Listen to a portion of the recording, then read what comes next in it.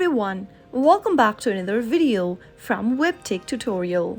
In today's episode, I'm going to be showing you how to download Degiro application on your iPhone. So without further ado, let's get straight into the video. First of all, go to the App Store on your iPhone and launch it open. Now, search for Degiro in the search bar. Once you find the Degiro online trading application in the search results, tap on the Get button to begin downloading the app. Use your Face ID or enter your Apple ID password, and then you will be able to download the application.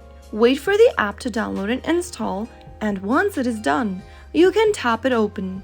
Degiro is a European online broker that offers a wide range of investment products and services to investors in over 20 countries. The application is a mobile trading platform that allows investors to trade stocks, EFTs, and other securities on the go. It is known to be a good option for investors who want to trade on the go, and it is convenient and easy to use platform that offers a variety of features such as convenience, ease of use, and its variety of features to help you trade and manage your investments. So that's how easily you can download the Degiro online trading application using your iPhone. If you found the video to be helpful, go ahead and give us a thumbs up. Don't forget to subscribe to the channel by hitting the subscribe button.